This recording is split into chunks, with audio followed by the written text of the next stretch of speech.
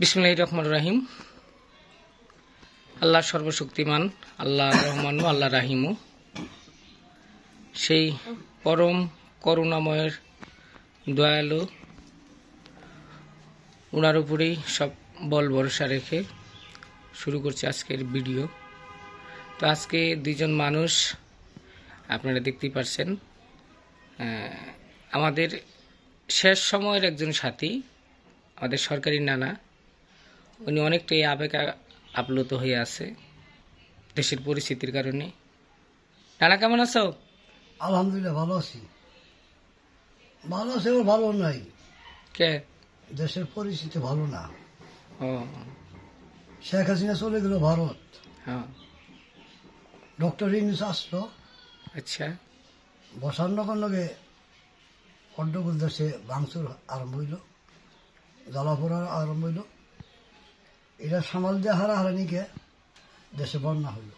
আচ্ছা আচ্ছা, বন্যা রইলই, যারা বিডিবি ওরা একটা হন্ডকট আরম্ভ করলো, ওরা দাবি জানাইল আমরা সরকারিকরণ হোক। এটা নিয়ে মারামারি আরম্ভ হইতেছে, একটার পর একটা যাই দিয়েছে। তারপরে আবার পল্লী বিদ্যুৎ যারা কারেন্ট বেচাকিনি করে এরা পথে নেমে পড়ছে, এরা আবার আন্দোলন করতেছে, একটার পর একটা আছে। আচ্ছা, সে যাবে কোথায়? আসলে নানার অত্যন্ত একটা গুরুত্বপূর্ণ কথা যে উনি আসলে নতুন এসে সরকার গঠন করলো, যাবে কোথায়? এটা কথা ঠিক আছে, যাক আল্লাহ সবকিছুই ঠিকঠাক করবে। জেরিন খুব মন বার, খুব মানে বোঝা যাচ্ছে যে উনি মনে হয় যে 2 দিন যাবৎ খায় না, মনটা এত খারাপ। আর মনের মানুষ হারাইলেও যে মানে কি হয়েছে তাহলে আচ্ছা না করতেছে, ঘটনা কি মনটা এত খারাপ কে? মন খারাপ, দেশের যে পরিস্থিতি, ফেসবুকে ঢুকলেই সব থেকে কষ্টদায়ক হয় বন্যায় ছোট ছোট বাচ্চাগুলোরে দেখা, যাদের মা উপায় না পায় তাদেরকে বালতির ভিতরে, ব্যাগের ভিতরে ভরে ভরে ছাইড়া দিতেছে। তাদেরকে কেউ বাঁচাইতে পারতেছে, কেউ পারতেছে না। এগুলা দেখা সত্যি মন খারাপ হওয়ারই কথা। আচ্ছা, আমি তোর কাছে একটা প্রশ্ন করি, তুই তো একটা মায়ের জাত, মেয়ে মানেই মায়ের জাত। তো আজকে যদি দেখ যার সন্তান এইভাবে ভাষাই দিতেছে, তার কাছে কেমন লাগতেছে এই বিষয় তোর কতটুকু খারাপ লাগতেছে, বা এটা আসলে বুঝতেছি খারাপ লাগতেছে?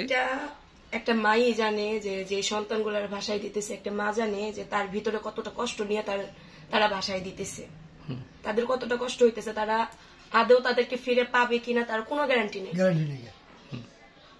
তারা পানিতে ভাসতে ভাসতে বাঁচতেও পারে, নাও বাঁচতে পারে। তাদের মনে সবসময় একটা ভয় থাকে যে আমার সন্তানটি বাঁচবো, আমার সন্তানকে আদৌ আমি কোনোদিন ফিরে পাবো, এরকম একটা হাজারি সব মায়ের মনেই থাকে।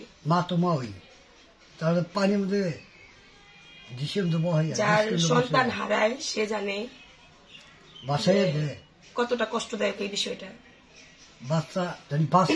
আমরা শুধু আফসোসই করতে পারতেছি, কিন্তু তারা কি করতেছে, তারা কেমনে বাঁচতেছে তাদের সন্তানগুলো ছাড়া? আমরা তো মায়ের কুল আছি, আমরা খুব ভালো আছি, আমাদের এখানে কোনো বন্যা নাই।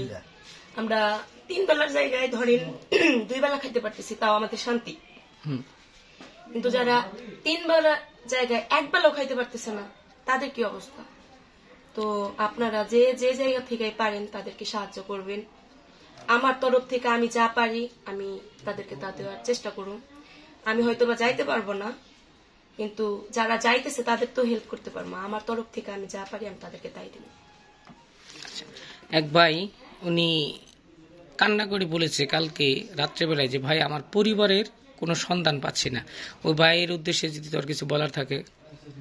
তো ওই ভাইয়ারে বলবো আল্লাহর কাছে দোয়া করা ছাড়া, সৌদি আরব প্রবাসী উনি, আর কিছু করার নাই। আমিও দেখছি এই বিষয়টা যে ফেসবুকে এসে উনি কান্না করতেছে যে আমার পরিবার বাঁচান, আমার পরিবারের কাউকে আমি দেখতে পারতেছি না, আদৌ কি তারা বাইচা আছে কিনা, এটা আমরাও জানি না তারা কি বাইচা আছে কিনা।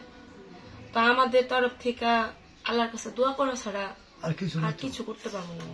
আমরা এই দোয়া করি আল্লাহ করুক, বন্যা আল্লাহ কমাই দেখ, বন্যার পানি আল্লাহ নিয়ে নিক, এটাই। সবচেয়ে আমি সৌকুপুর থানার মধ্যে আমরা খুব ভালো আছি।